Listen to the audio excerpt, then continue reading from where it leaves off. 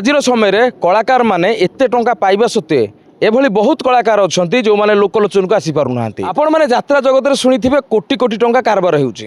ଏମିତିକି କିଛି କଳାକାରକୁ ନେବା ପାଇଁ ଅଗ୍ରିମ ଆଉ କିଛି ଅଲଗା ଯାତ୍ରା ପାର୍ଟି ଲୋକ ଏତେ ଟଙ୍କା ମାନେ ଯାତ୍ରା ମାଲିକ ଏତେ ଟଙ୍କା ଦେଇ ଦେଉଛନ୍ତି ଯାହାଫଳରେ କି ବିବାଦ ହୋଇଯାଉଛି।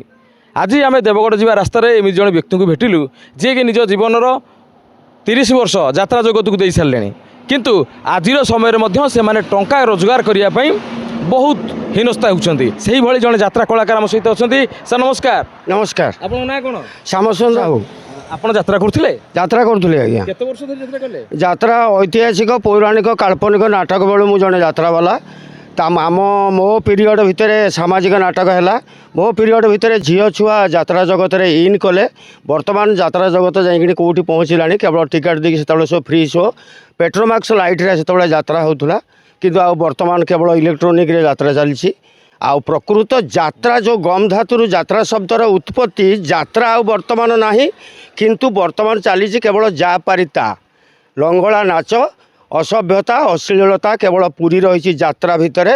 ସମାଜକୁ ଦିଗ୍ଦର୍ଶନ ଦେବା ଭଳି ଜିନିଷ ଆଉ ଯାତ୍ରାରେ କିଛି ନାହିଁ। ଆଉ ଗୋଟେ କଥା ସାର୍, ଆପଣଙ୍କର ପ୍ରଥମ ଯାତ୍ରାପାର୍ଟି କୋଉଟା ଯେଉଁଥିରେ ଫାଷ୍ଟ ଆପଣ ଏଣ୍ଟ୍ରି କଲେ? ସର୍ବପ୍ରଥମ ଅଭିନୟ ସମ୍ରାଟ ସ୍ୱର୍ଗତ ଶ୍ରୀଯୁକ୍ତ ଶ୍ୟାମସୁନ୍ଦର ମହାପାତ୍ରଙ୍କର ଯେଉଁ କଳିଙ୍ଗ ଥିଲା ସାରୋ, ସେଇ ଯାତ୍ରାପାର୍ଟିରୁ ମୋର ଯାତ୍ରା ଜୀବନ 74 ମସିହାରୁ ଆରମ୍ଭ। ତେବେ ଆଜି এই ପାଲହଡ଼ାର ଦେବଗଡ଼ ରାସ୍ତାରେ ଆପଣ କେମିତି ଆମ୍ବ ବିକ୍ରି କରୁଛନ୍ତି? ଆପଣ ତ ଭଲ ରୋଜଗାର କରିଥିବେ, କାହିଁକିନା ଆମେ ଶୁଣିବାକୁ ମିଳୁଛି ଯେ କଳାକାରମାନଙ୍କୁ କୋଟିଏ, କାହାକୁ 1.5 କୋଟି, କିଏ 50 ଲକ୍ଷ ଏଇଭଳି ଭାବରେ ସେମାନଙ୍କୁ କିଣାଯାଉଛି। ତ ଆପଣ ସେଥିରୁ ବାଦ ପଡ଼ିଗଲେ କି? ନାଇଁ, ସେଥିରୁ ବାଦ ପଡ଼ିନି ଯେ, କିନ୍ତୁ ବର୍ତ୍ତମାନ ଯେଉଁ ଅତ୍ୟାଧୁନିକ ଯାତ୍ରା ଚାଲିଛି, ସେତେବେଳେ ସବୁ ଆମର ଭାରରେ ବୁହା ହେଇକିଣି ଯାତ୍ରା, ଗବରପୁର ଯେଉଁ ଓଡ଼ିଶା ଅପେରା ହେଇଥିଲା ସବୁ ଭାରରେ ଯାଉଥିଲା ଯାତ୍ରା। ଆମେ ଚାଲି ଚାଲି ଯାଇ ନାଟ କରୁଥିଲୁ ଗାଁରେ ବୁଲି। ଆଚ୍ଛା, ଆପଣ ଡାଇଲଗ ଗୋଟେ କହିଲେ ଆମେ ବିଶ୍ୱାସ କରିବା, କାହିଁକିନା ଓଡ଼ିଶାବାସୀ କହିଦେବେ ମାନିବେ କ'ଣ ସହଜରେ? କଥାରେ ଅଛି ଯାହା ନ ଦେଖିବ ଦୁଇ ନୟନେ ପରଦିନ ଯିବ ଗୁରୁ ବଚନେ। ତେଣୁ ଆପଣଙ୍କର ଗୋଟେ ଯାତ୍ରା ଡାଇଲଗଟେ ହେଇଯାଉ। ଅସଭ୍ୟତାରୁ ସଭ୍ୟତାର ସୃଷ୍ଟି, ସଭ୍ୟ ମଣିଷର ଅସଭ୍ୟତା ହିଁ ମହାନ କ୍ଷୁଧା, ସେ କ୍ଷୁଧା ସେକ୍ସ ହିଁ ଭଗବାନ। କହିପାରିବି ମିଷ୍ଟର, ଆଜିର ସୋସାଇଟିର ଶୋଇଲା ବେଳେ ଶୟନ କକ୍ଷର ଶଯ୍ୟା ଉପରେ କେଉଁ ପୁରୁଷ ନାରୀର ନଗ୍ନ ଦେହ ନ ଚାହେଁ? ବୁଝିଲ ଏ ରଜନୀଶଙ୍କ ଚେଲା, ବୋଦା ତା ମାଆକୁ ଚିହ୍ନି ପାରେ ନା।